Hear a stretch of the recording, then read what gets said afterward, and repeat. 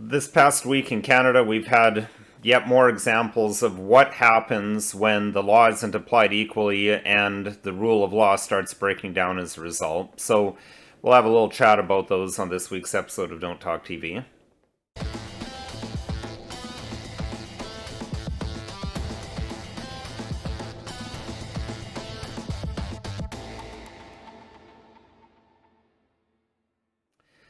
Hello, my name's Nicholas Wansbutter. I'm a lawyer in Stratford, Ontario, Canada, and welcome to Don't Talk TV. So, this past week, there was a big riot in Montreal. Parts of the city were burning down, and where was our Prime Minister? Well, we know where he was. We'll talk about that in this episode, and it's been something that's been all over social media, and a lot of people have been focusing on the cringy nature of our Prime Minister's dancing. I'm not going to criticize anyone's dancing, because I'm sure I would look just as bad, if not worse, if I were to attend a Taylor Swift concert and if I were to dance at that, or dance anywhere where I would be allowing myself to be captured on video, which is why I would never do that.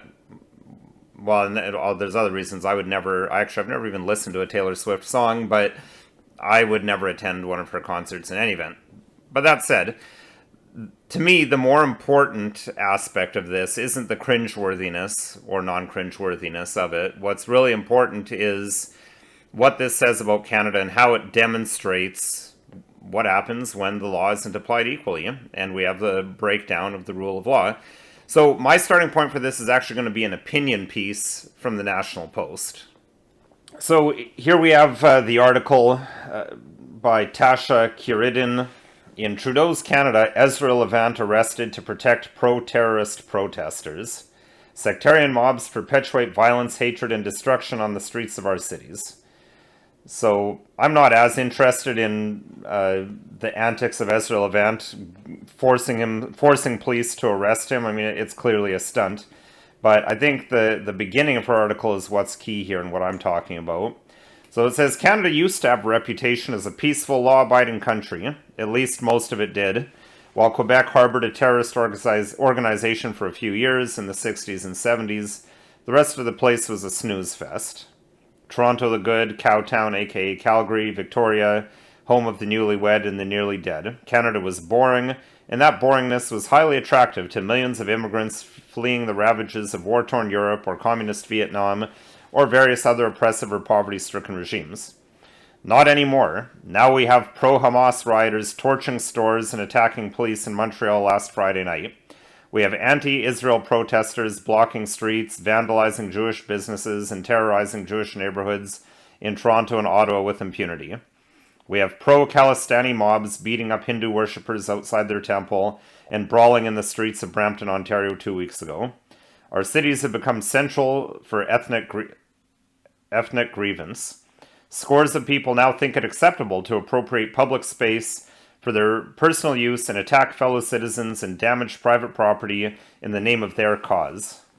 So, where was our Prime Minister while this was going on? As we can see from this clip, he was at a Taylor Swift concert, dancing the night away, and he's come under a lot of criticism for that.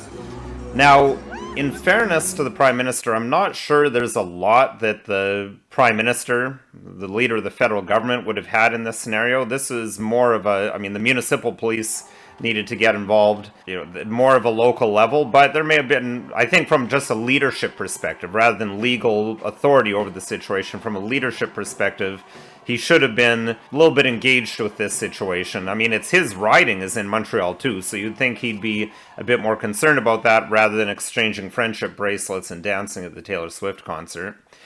But why are we here? Well, there's a lot of reasons why we're here, but I want to harken back to a few of them.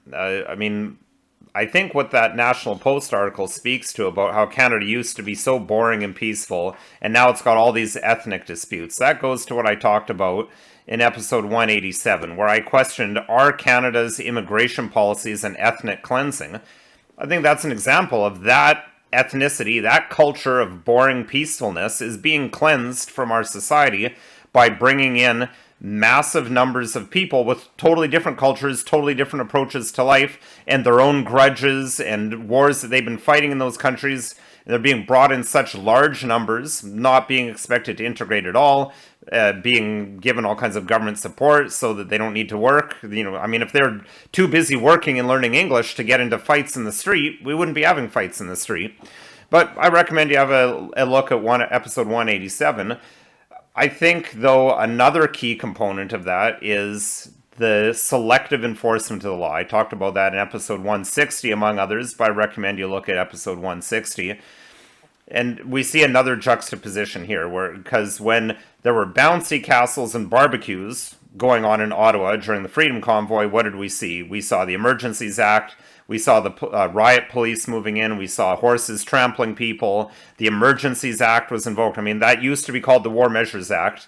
In a very Orwellian 1984 fashion, they renamed it to try and make it sound kinder and gentler, but that's really what it is. So essentially, I mean, the successor to the War Measures Act was invoked to deal with bouncy castles and barbecues, but the Prime Minister dances when other types of protesters or other types of individuals are burning down parts of Montreal.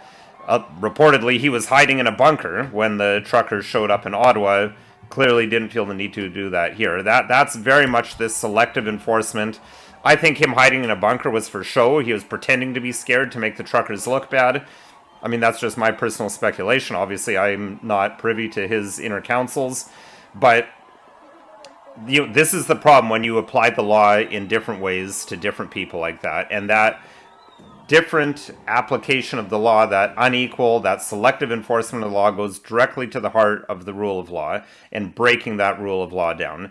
And I highly recommend you have a look at episode 27, where I define what is the rule of law and talk about it and why it's essential to society. And then also I highly recommend that you have a look at episode 72, where I talk about justice as the foundation to a civilization or to a society. Justice and rule of law are being taken away. They're being chiseled away, broken down in Canada. And we see scenes like this as a result of that. This is no surprise.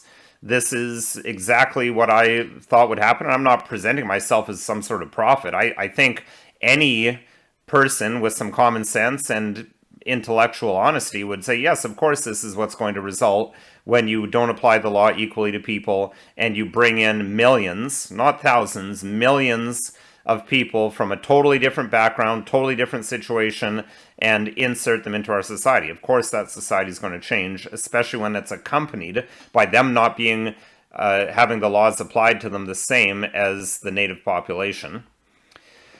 So that's about all I have time for this week. This episode is not legal advice. If you need legal advice, call a lawyer. If you want me to be that lawyer, my contact information is listed below. If there's show topics you'd like to see us cover, please send an email to the email address listed below, or you can leave a comment in the comment section. And if you found this video at all interesting, helpful, or informative, please consider liking, sharing, subscribing, and following us on social media.